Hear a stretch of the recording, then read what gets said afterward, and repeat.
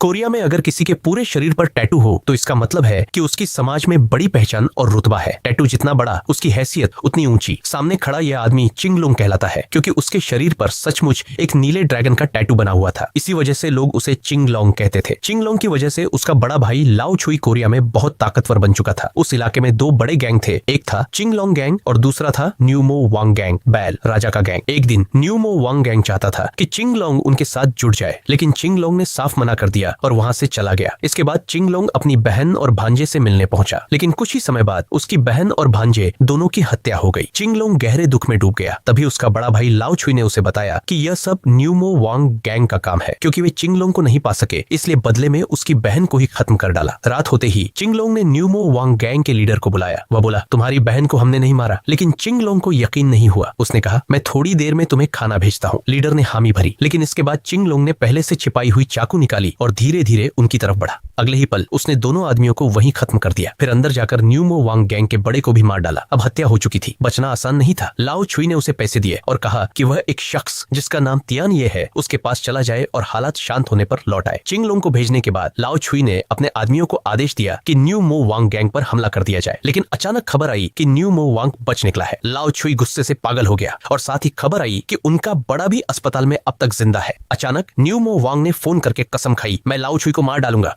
इधर चिंगलोंग तियान ये का इंतजार कर रहा था, लेकिन उसे लेने आया कोई आदमी नहीं, बल्कि एक खूबसूरत लड़की थी। उसका नाम था दा पियाओलियांग। आसान समझाने के लिए हम उसे शाओमेई कहेंगे। शाओमेई न सिर्फ खूबसूरत थी, बल्कि उसकी बंदूक चलाने की कला भी कमाल की थी। किलोमीटर दूर रखी बोतलें तक वह आसानी से तोड़ देती। चिंगलोंग उसे देखकर दंग रह गया। क्या ये सचमुच औरत है? असल में शाओमेई का पूरा परिवार हथियारों का धंधा करता था।